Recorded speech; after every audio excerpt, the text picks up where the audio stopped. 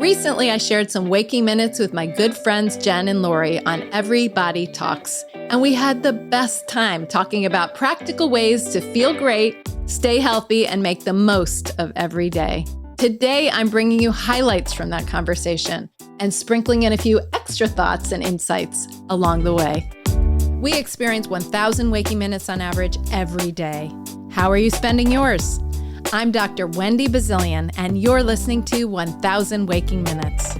I can't wait to connect with you here with practical ways to eat well, move daily, and be healthy, to optimize every waking minute you live for a happier, healthier life. Thank you for sharing some of your waking minutes with me today.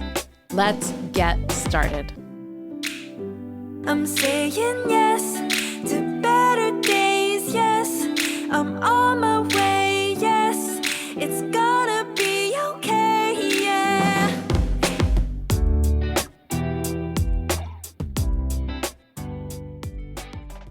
Hi, everyone, and welcome back to 1,000 Waking Minutes. I'm Dr. Wendy Bazilian, and I'm so glad you're here. Today, we're doing something a little bit different, and I hope you'll find it to be super fun. Recently, I had the chance to join my good friends on their podcast, Everybody Talks. This is Lori Schulweis and Jenn Giamo, and they've got a fantastic podcast. If you haven't heard of it yet, I hope you'll go discover it because they cover everything from brain health, nutrition, exercise, mindfulness, and let's be honest, there's a whole lot of laughter and fun going on their show. They're good friends, and you will get to know them soon. I love their podcast spirit and their sort of working mantra or mission of sorts. They're two friends who explore the wide world of wellness with expert insights, personal perspectives, and lots of fun. So there you have it. And they have wonderful guests, incredible experts that come on. And I'm saying yes to all of that. Just by way of introduction, as we get going, this is going to be a replay of sorts of their episode where I will sprinkle in some of my own thoughts and insights along the way.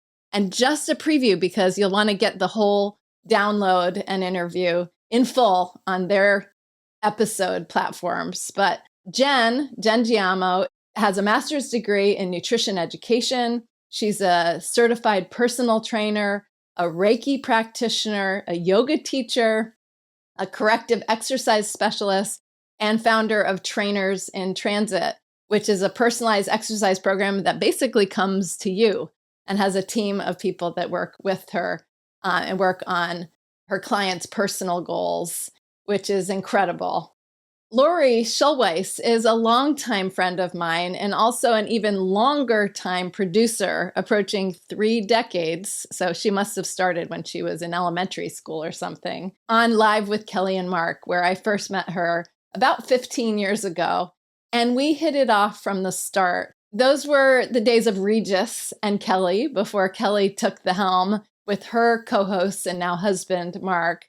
And I always loved Lori's warm smile, her effervescence in the studio, her, of course, professionalism, but her long passion and avid interest in health and wellness. She was always doing something, and she always had something to report about a great hike or run that she had done, a great program she was engaged in, and a coach of sorts herself as well, certainly inspiring.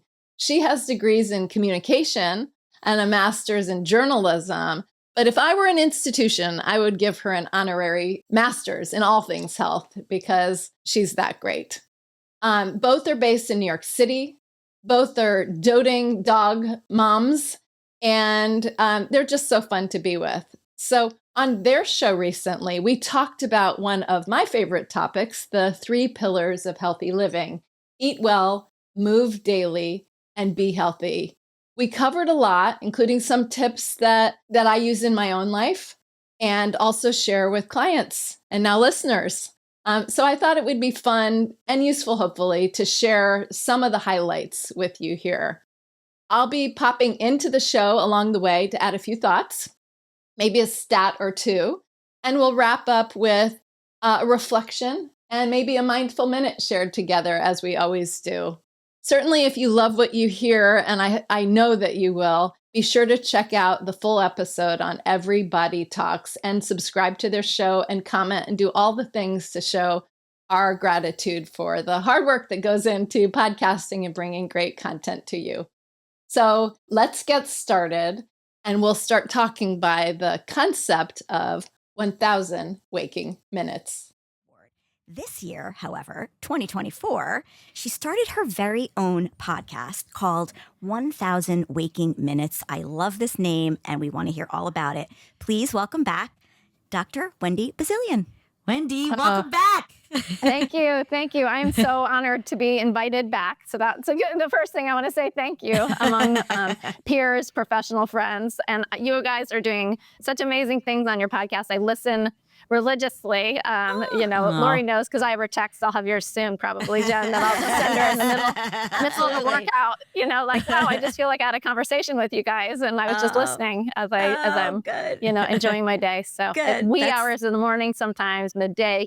It's awesome. Well, any notes you have? Know, we welcome any advice, and we're happy to also share the wealth when we hear about yours. Yeah, for sure. So why don't you catch us up on what you've been doing, and also, just tell us before we get started. And really, the top is, why don't you tell us a little bit about the podcast too? Since it's right thank at the you. Forefront. Well, we have such. We're so simpatico in our missions, I think. When I think of Everybody Talks, I think that there's such a natural synergy, between what I have been sort of teaching for a really long time, for a couple decades even, and it's been in the back of my head. It's come out through, classes and courses and retreats and all these different ways, this concept. But I am at heart, we can go into that later, but I have a liberal arts background, so I'm always thinking about the connections and the philosophy and communications of ideas.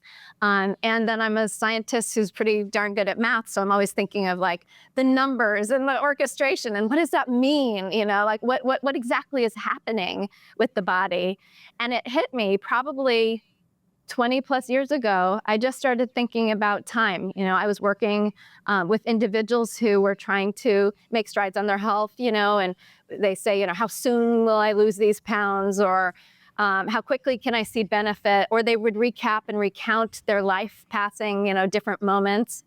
And I was just thinking about time. And, the reality is, if you do math on a day, it's 1,440 minutes. That's nothing new, although maybe I don't know how many people have actually done that math, but it's 1,440 minutes.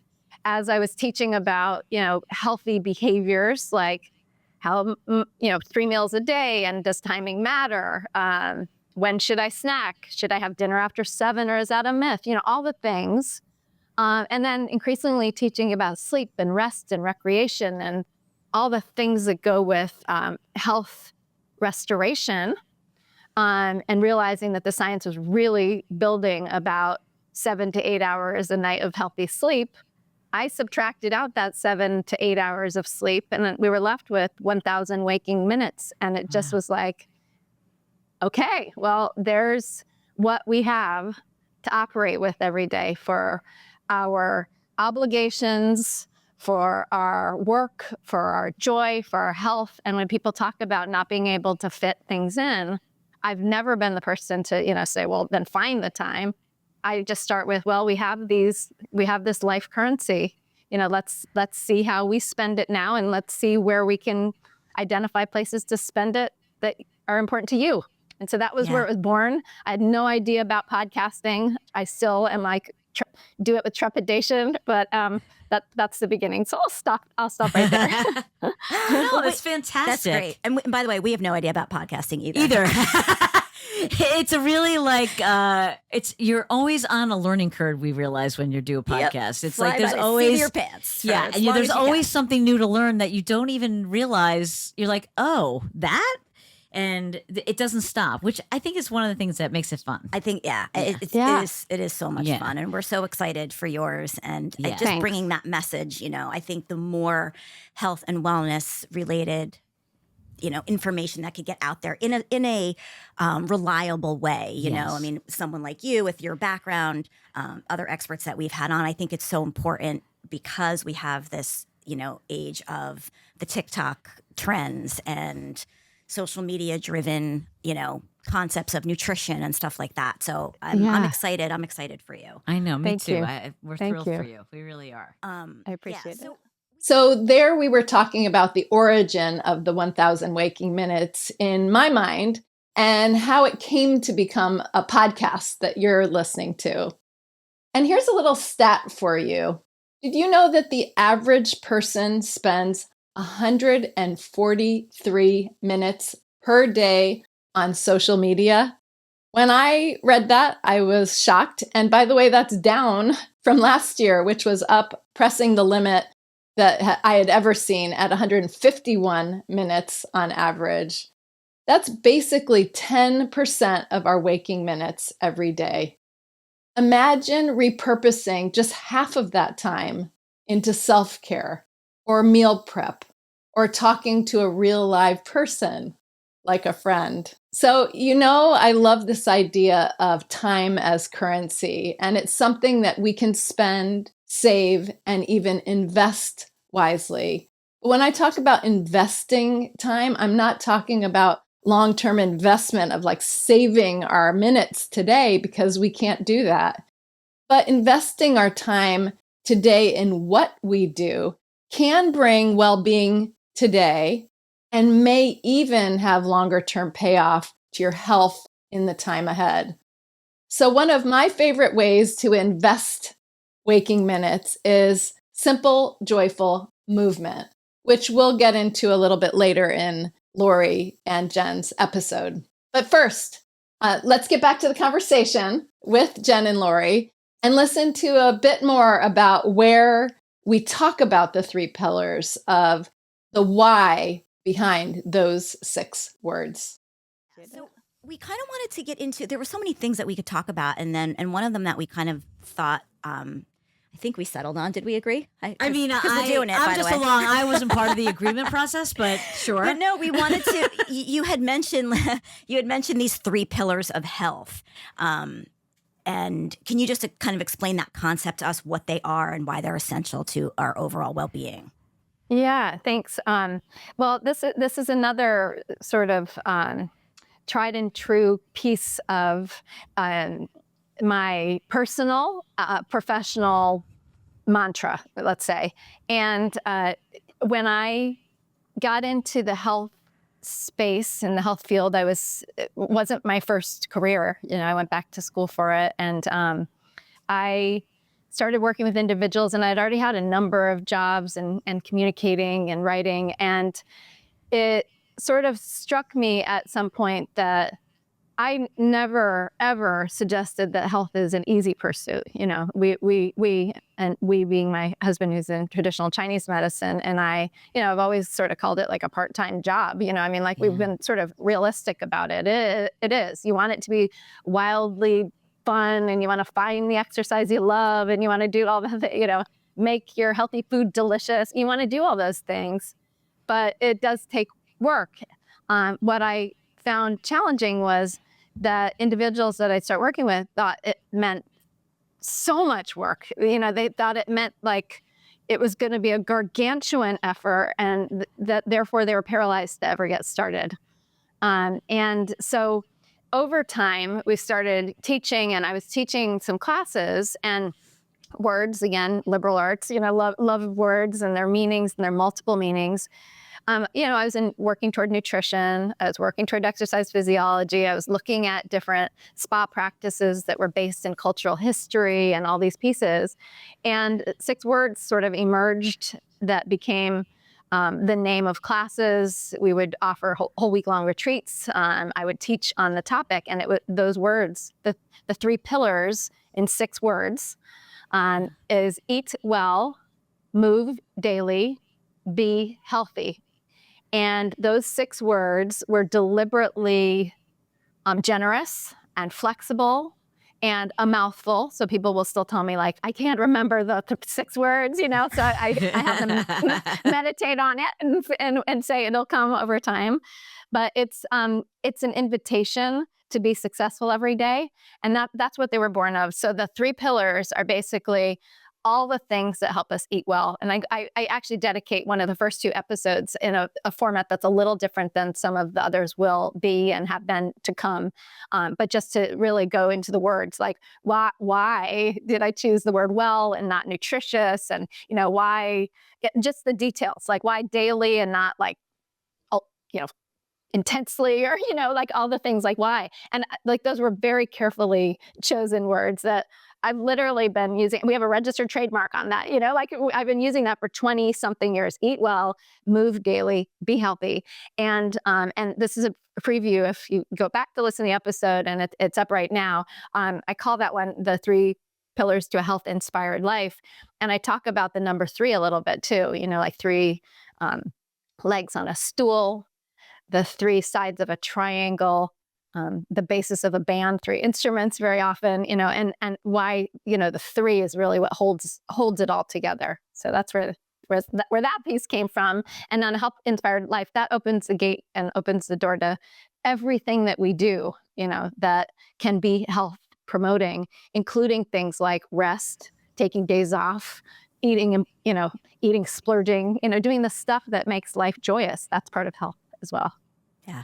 I love the 3 because it also makes me think about like, in yoga philosophy and Eastern traditions, there's always 3 is a very significant number. That's a 3 good point. breaths, you take 3 breaths when you start your yoga practice, you close with 3 breaths, just so that I like kind of, I don't know if you intentionally did that combo. I didn't. No, I can learn from you. I mean, I've done a fair share of that, but I didn't talk about it because I didn't really connect that. So I appreciate that. Yeah. Isn't that funny? In nature, there's so much that, that really leads us to that. Down that path. Even like in mantras and stuff like this, I mean, at least ones that I do in meditations, it's always like, repeat this 3 times. It's always like the number 3 is always there. So you unintentionally incorporated that, which I love. All right. So tell us, all right, when you say eat well, what does that mean? Break it down. We're breaking it down. We'll break it down. Well, naturally. So, credentials, and there's a lot of evidence, and I very often, and episodes will definitely be dedicated to, what's what in nutrition, what's the truth, what's the myth. It's not all about myth busting. Usually there's morsels of truth in a lot of things. And you even said it before on TikTok, you just don't have time. Even a well-intentioned person may not have time and may get, only halfway there on an element. But eating is active, and it's a basic need. I talk about that plain and simple. Like eating, we all have to do it to survive. Incredibly, here's another 3. It's like the 3rd thing to survive after breath, breathing and drinking water, hydrating. You can survive much longer without food than water or breathing, but not that long and not that well, for sure. So eating is, that piece is like the active part that is essential. And for most of us, it's 3 or more times a day. So it really already is built in. I mean, I don't know that everyone considers it like, wow, those are, almost obliged or wonderful or opportunities for my waking minutes every day. And then the well is like one of my favorite words, and deliberately because it varies in meaning, and it varies when someone enters the conversation on what they're thinking. So well, I say this also, so it's fun to reinforce on some of the things that I've said a million times and a bazillion times, I should say. A bazillion, I should use my last name on that one. Always use bazillion times. Always use bazillion. A bazillion times, but I think it's worth, and maybe there's another one here, so please tell me if there is. Well is like well and wellness, so no question, you hear well, you're thinking health. Yes. Or a lot of people, first time with me, they're assuming I mean health. But well is also good, right? So well is like something good, and that can be subjective. It's not just objective. It can be like, yeah, this is an amazing eat well moment. Well is also about depth. You think of a well outside, on the land, and well is the depth of, so that might suggest not only flexibility, but certainly variety in what you eat. It's, it's not all about like, I could dedicate a whole episode on a or talk to you about one food for an hour or more. But at the end of the day, we have to put it on the plate and put it hopefully with other people, and put it in a context of time. And so the well part is just really about celebrating all the meanings of well and making sure that you can be successful. Like my goal is to give an A out the gate in the morning, like you've got an A. If you want the A plus, that's fine too. And it's about sort of maintaining that and a whole day well lived. At the end of the day, you go eat well. Not being like, oh, I really botched this one, and we're so quick to criticize and so quick to critique our own self that why don't, it's about, celebrating the things we do well.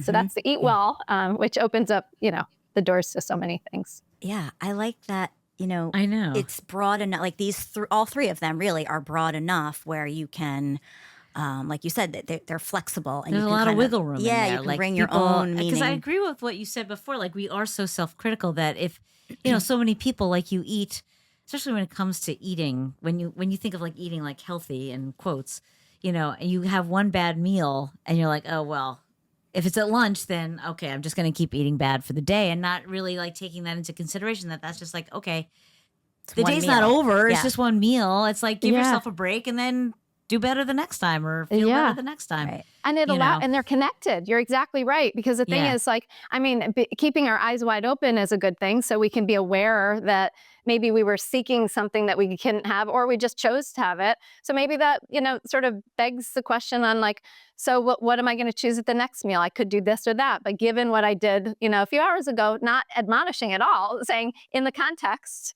I think I'm going to choose this because that makes for a day well lived. I love that Lori and Jenn and I were able to take a look at the pillars, hear about the origin and the meaning of the eat and the well in particular, and that we were really focused on the flexibility in this approach and the variety of ways you can conceptualize the word well.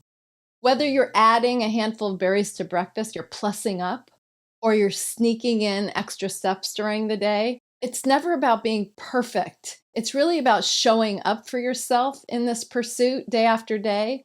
And that's why I always say, don't let perfect get in the way of better, whether it's the eat well, the move daily, or the be healthy, which we'll get to shortly. And this, of course, hails to that concept and the importance of establishing habits over time. You may have heard about sort of a persistent idea that it takes a magical 21 days to form a habit. But this is a little bit of a myth, or rather a social science construct, really, that was created in the early 1960s, turns out attributed to a researcher in a particular study design that was formed. And it sort of just stuck, this concept. Some kinds of practices or habits, maybe more simple to adopt ones, might take about 21 days. But studies since then, and real studies, I should say, not the social construct of it, shows that it takes a bit longer than that. And by some estimates, it takes 66 days on average to form a new habit. The range can vary greatly depending on the person and the behavior being adopted. But I mention this not to discourage us, that in 21 days you can't have the habit formed, but to really show us why small steps matter and why taking these steps and using your intention can be necessary to engage so that you do have success over time. And if at 21 days you don't see immediate success, you don't feel discouraged, but rather encouraged in the progress that you've accomplished in that time. So certainly, and you'll appreciate this, there's no one size fits all here either. You do you and your pace, and that's the best pace. This is no race.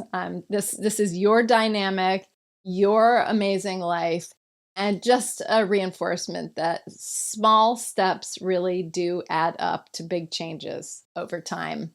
So let's jump back in and hear about the sometimes dreaded food diary and more about those 1,000 waking minutes. It's about the origin of the title. So a little bit, in some what I shared with you.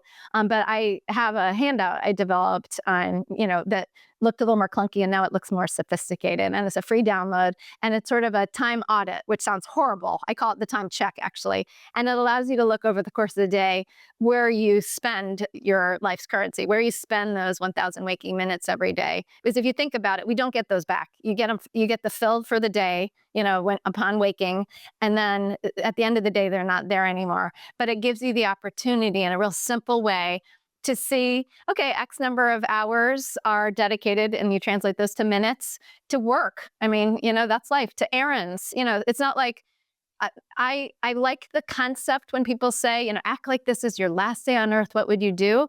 But, I expect to have a tomorrow and many tomorrows. And so I like the idea of living in the present with the expectation of tomorrow. So let's check out what we're doing now. And what would we like to be doing in our tomorrows to come? But you can never know if you don't write it down. You don't check yourself out and get a baseline. I think kind of love that. Yeah, I was going to say, to your point of being present, I think that is such a great way to keep you in the present moment. Yeah. And really keep you focused on the now. It's like we are constantly thinking about what's coming up, or what we did in the past that was wrong, or this mistake, or what, even if it's a positive thing, I'm looking forward to X, but it's like, are you living in the now, in this present moment? What did you do with your 1,000 minutes today? It's so true, because you're always thinking about yesterday or tomorrow. You're never thinking about today or right now. Yeah. It's like what's coming up even in the next few moments. Except right now, we're here present we're with Wendy. very present with Wendy. We're very present. Well, I'd like to ask, Jenn, with your clients, if you run into this, I certainly have, and Laura, your experience, and I've been in this both in my professional role, but also personally, on instances where you feel like a day off from exercise, for example, is like a bad thing, or that you're constantly working on, I'm supposed to work out today, and then you don't work out, and you don't legitimately call it a day off, which I really advocate, is figuring out when the days off are. It'll help you to get to the days on better. But, mindlessly scrolling on your Instagram feed and feeling bad about it is one thing. Building in time where your day was so filled with wonderful things that, or work things and necessary things, I mean, not every day is a vacation day, but all the necessary things, but you accomplished the things that you wanted, and then you mindlessly scroll on the Instagram. Maybe it's not so bad. Maybe you don't have to judge it. Maybe it's just part of those waking minutes that you spent being on social media, and maybe it was fun, then you're not admonishing yourself for something you think you shouldn't have done, So, I mean, I'm curious, if you felt that, because I've certainly felt like I've gone through phases where I'm like, oh man, I didn't get to exercise today. And it makes days off feel crappy. It makes days on feel terrible, Yeah, for sure. Yeah. I definitely have that experience with clients and with myself, all the the shoulds. There's a lot of shoulds. I should have done this. I didn't do that. I could have done that, but I didn't. I didn't work out today. So now tomorrow I'm going to work out for 3 hours. All of those sort of, it's just self-punishment types of behaviors, Definitely. It is. I mean, even I think I spoke about this before, but during the summer, I went and I visited a friend. And, most weekends I work anyway. I'm working on regular work. I'm working on the podcast. Then I have to do errands. I'm walking the dog. The weekends aren't, I don't know when the weekends stop being weekends, where you actually do something that's just for you or just relax. And I took a weekend where I went to the beach and I read a book, and I didn't do this and I didn't do that. And it's wow, I really needed that kind of decompression time, not thinking about, oh my God, I have to do this. I have to do this. I should be doing this now. I got to be doing this now.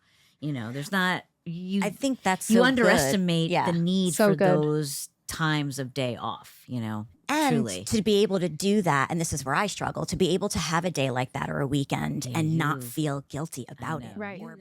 So this idea of time being a finite currency every day, it's really non-refundable. And the fact that unfortunately you can't bank it for another day, it really resonates with me. And I think you'll connect with it as well. It's why I created the time check download handout. It's a quick free tool to help you reflect on how you're using your waking minutes. And it's an opportunity to really see where you currently spend your time and maybe where you desire to recraft your time, either to add or reconfigure how you balance your time for certain kinds of activities and goals that are important to you. So this is to help you feel good about them, not guilty, about, also things like taking your weekend off or days off for you. And you can get all of this into your mind by doing a little bit of a time check or time audit, dare I say. You can get this handout by going to my website. It's at wendybazilian.com/time check. If you're curious, I'll put it in the show notes as well. And I hope you are curious. I hope you'll do that. In fact, you know what? There's good news about planning time to impact your goals and productivity. Research suggests that taking intentional breaks, so short, organized work breaks, for example, and doing that regularly during your days. So think mindful minutes, think taking short walks, maybe listening to music for a few minutes, or maybe even having something that surveys have shown people really want more of, having a snack on their own without distractions or interruptions can actually boost focus and productivity. Some call these booster breaks. There was a 2010 book that came out about this very topic. And guess what? These kinds of breaks have shown to also help reduce stress too. It can be such a practical tool and practice to manage your time currency effectively, leading to improved productivity and well-being. More productive and less stressed? Sign me up. And I think that you'll sign up too. So now let's jump back into the episode with Lori and Jenn and talk a little bit about the move daily and getting our movement in. I'm joking. I'm totally joking. But yeah, no, I mean, really look, it's like I am such a I don't practice what I preach sometimes. Because like you said earlier about this rest and recovery and sleeping, so important. Which also changes as we age and, different things that are happening hormonally. But prioritizing that rest and even just the break from the workouts is like, then you can get back to it so much stronger, so much, more excited, I think, to do it, but it's relatable too. I mean, it's good, I have met very few people who, are perfect pillars of, what they advocate. And of course that breeds a certain type of arrogance as well, like that we're not human beings, that someone lives that way. Maybe certain people live in a discipline like that. But I tend to believe that there's other things that are perhaps not as balanced, or we're not getting the full story when that doesn't happen. I mean, we're not robots, we're not. And I think that it makes you relatable and probably better even as being able to talk to other people and also coach people on their journeys by literally understanding where they're coming from. I mean, empathy is such an important part of being a good careger or coach or instructor. We haven't gotten to pillar number 2. We have veered wildly off course. Veered away. Tell us. You get the spirit of all of them by us diving deep into I know, because the next one was move daily. We did talk a little bit about how you feel about exercising every day and the guilt that goes along with that. But I guess talk about, what's behind that a little bit. Well, one of the points I made when I talked about the three pillars a little more deeply on the second episode was really that the body is built to move. Like, it's built to move. Like, we have to move. So your success with living, it requires us to move daily. What I love about daily is or why it was important to me, and I guess I hope that others who work with me have loved it, is that you can be successful even on a day off, as a day off the way we define it in terms of fitness or goals.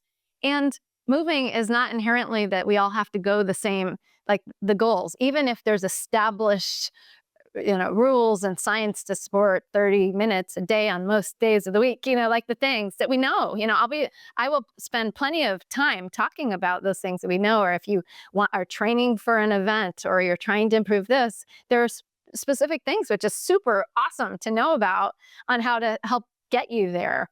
But the ADLs, activities of daily living and functional fitness and physical therapy and those modalities, both built into your day, occupational therapy, those things built into our day, our movement, and that the daily is like not about the prescriptive part, except in as much to say, you got to do something, and then most of us want to be somewhere with our health journey and might then need to then define like, where do I want to go? And then we can start layering in. Again, it's about individuality.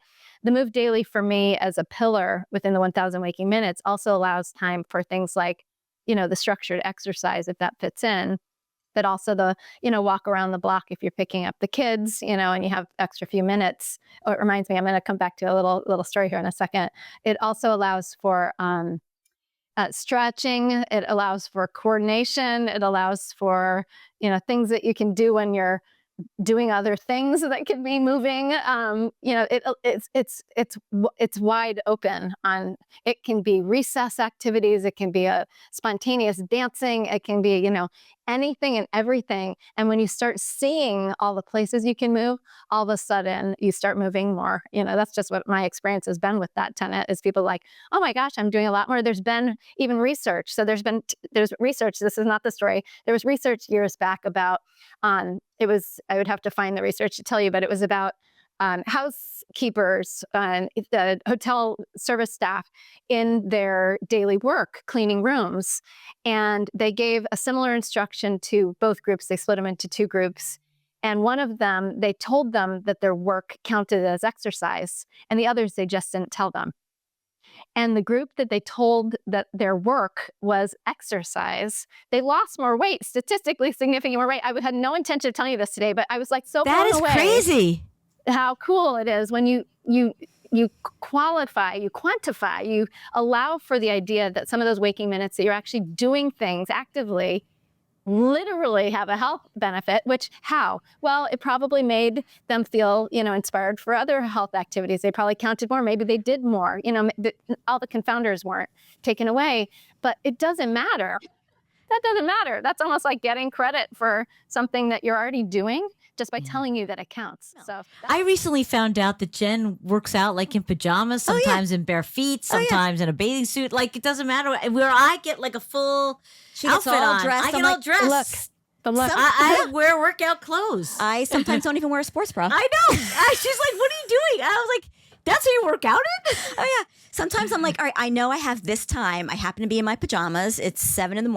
I'm going to do this before I get my day started, but I'm not going to go waste 10 minutes to go get changed into an outfit that A, no one's seeing, and B, I don't need to be in. Yeah. Well, I'm sort of with both of you. When I'm out and about, I love to put on the cool, outfit, or just, try to be with the genre. I am not a tennis player. I like it very much, but I've got the cutest tennis clothes, because when I do go out for a lesson, it is. I like, I'll go out there and they're like, wow, and then I'm like, well, don't look at my but I'm like you too, Jenn. And, as a mom of a 5-year-old, I'm up in the middle of the night and I have all states of, everything from barely anything to pajamas to like half of my work day, Yeah.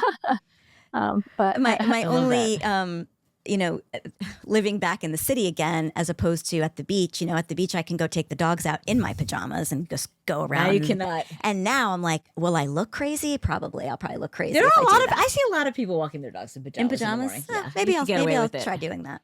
So that's awesome, right?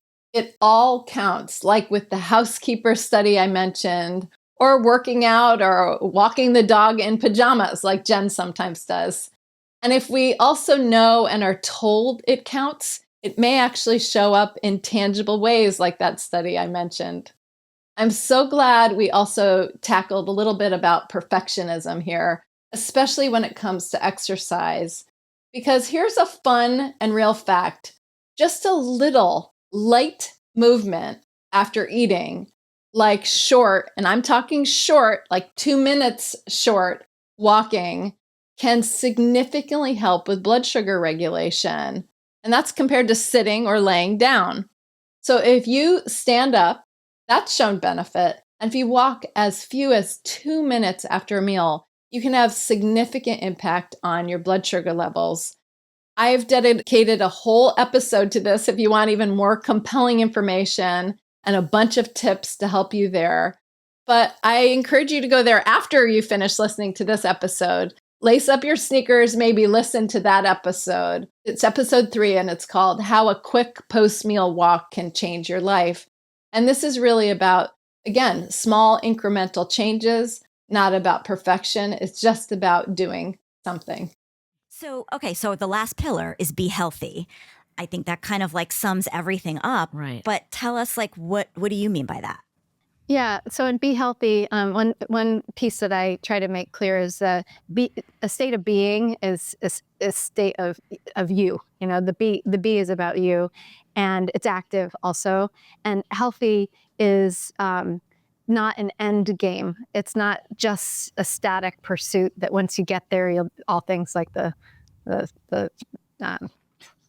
bells will start ringing. You know. Exactly. I'm imagining sounds in my head. That health is dynamic. And so the Be Healthy sort of pillar really does encompass a lot of those self-care elements that, you know, are part and parcel with what you talk about on Everybody Talks, you know, from, everything from therapeutic massage. And by therapeutic, I mean the kind that research has shown that help with XYZ, but also the joy of getting body work done or touch. It talks about behaviors in health about that you can apply to yourself, about things like meditation and mindfulness. And if meditation feels like a leap, because for some people, I've met many people that they're like, this idea of meditation feels like a whole another world that they actually don't want to go into. And that's okay. You know, there's other ways that you can tap into self. And it's a host of, it's sleep, it's recreation, it's celebrating life. It's like that those are all elements of health. So Be Healthy is just as important as the other two, but it sort of encompasses a wider range that support and also build and boost so that, you know, at the end of the day, if you're eating good food and you're exercising regularly, but you're not having joyous life and grounding yourself in nature and having connectivity, I guess, with humans, other humans, then, you know, are you really healthy, you know, Right. and are you really having a well-lived life? So it encompasses those. I feel like that's where like the mental health and emotional health aspects kind of fall absolutely. under, right? Yeah. Yes, absolutely. Mm-hmm. Can we ask you personally, how do you maintain balance across these 3 pillars? Yeah. Well, I apply them to myself the same way and with a soft, gentle hand, not every day because I'm pretty driven as an individual, but with a soft, gentle hand as well. And I'm far from perfect. So I think of life as having different seasons, you know, and there are times when, you know, if you're a driven individual, you need to get things done. I don't have perfect hours of sleep like anyone else.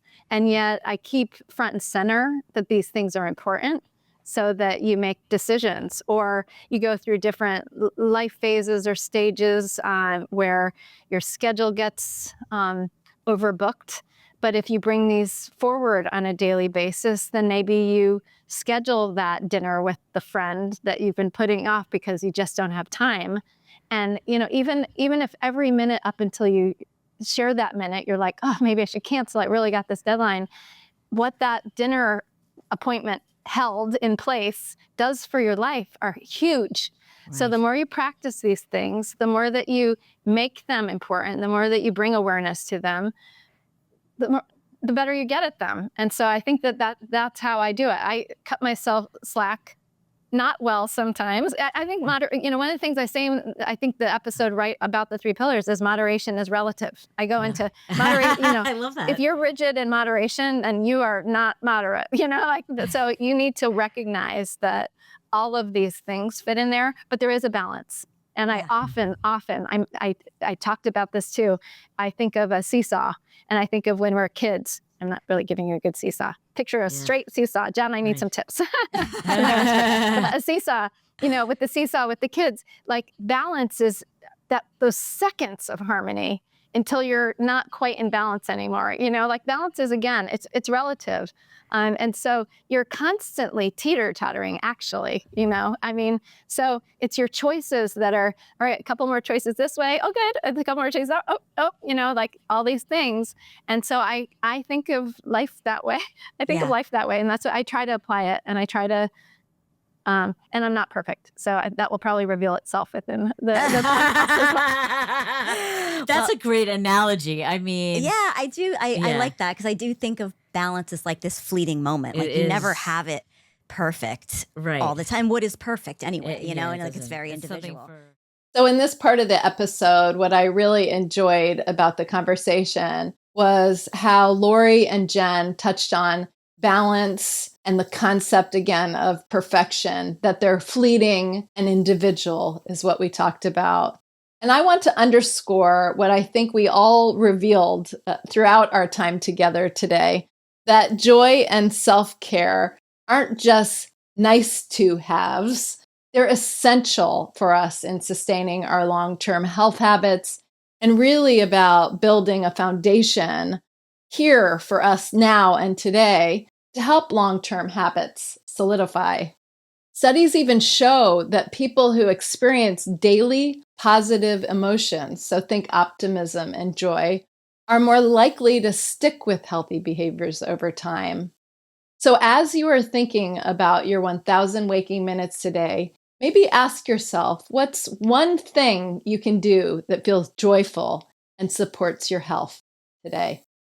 So with this wonderful idea in mind about what one thing feels joyful and supports your health, I thought that we might practice a little bit of that in a mindful minute. We'll practice a little bit of optimism because we know it can yield benefits mentally and physically. So wherever you are right now, we're going to take a pause.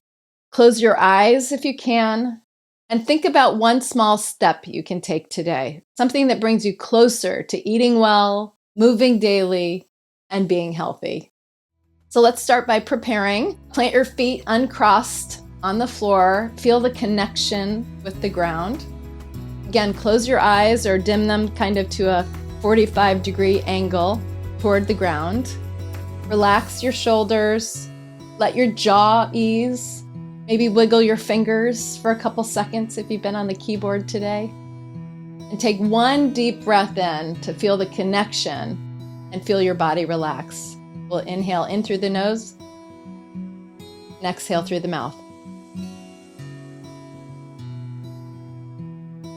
So maybe today is about simple joys, ways that you can add a little something to your eating well routine, or taking a 5-minute stretch break between meetings.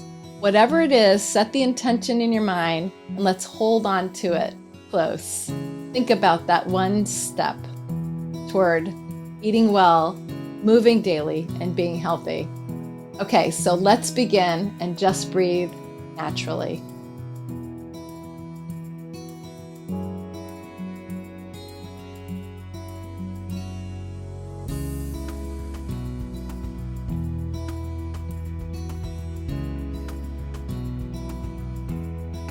Thinking about that one small thing to care for yourself. Keep it in mind as you breathe. Have a smile in your heart, maybe on your face.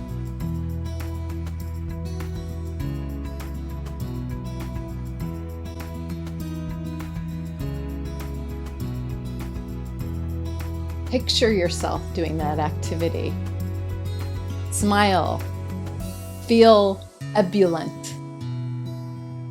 Breathe. Let's take one final grounding breath.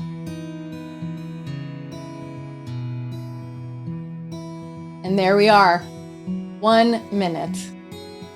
Isn't it amazing how just 60 seconds can give you space to take inventory and reset your thoughts and energy a bit? Thank you for sharing that mindful minute with me today. So this brings us to our close. What a great conversation it was with Lori and Jenn. And I hope you enjoyed this episode as much as I did having it and sort of recapping it and reliving it with you today. They bring such humor and warmth and curiosity to every episode of Everybody Talks, and it's always a joy to join them. It actually is a great way for me to spend some of my waking minutes. If today's episode sparked any ideas for you or reminded you to prioritize your health in small, meaningful ways, be sure to subscribe and comment and check out other episodes of their podcast, of my podcast, 1000 Waking Minutes. And be sure to head over to theirs, Everybody Talks, for the full episode for today and more great conversations that they've had with some amazing experts. Be sure to follow them wherever you get your podcasts or check out their other episodes. And I'll add all the links in my show notes today. I'm Wendy Bazilian, your host of 1000 Waking Minutes, and thank you for spending some of your waking minutes with me today. Until next time, be well. Thank you for tuning in to 1000 Waking Minutes. A huge thank you to our amazing collaborators, including our production and marketing teams, and Gabriela Escalante in particular. To the ultra-talented Beza for my theme music, my lifelong friend and artist, Pearl Price Photography and Design, to Daniel Ballantyne, Jenn Nguyen, Joanna Powell, and of course my family, and everyone working tirelessly behind the scenes. And to you, our valued listeners, I so appreciate your support. If you enjoyed today's episode, please consider leaving a comment, writing a review, and giving 1000 Waking Minutes, that's us, a 5-star rating. And please hit subscribe on Apple Podcasts, Spotify, or wherever you enjoy your podcasts. Please follow and stay connected at wendybazilian.com. And don't forget to share with your friends. Your support helps us grow and bring you more great content. Until next time, find some simple opportunities to optimize those 1000 waking minutes each day.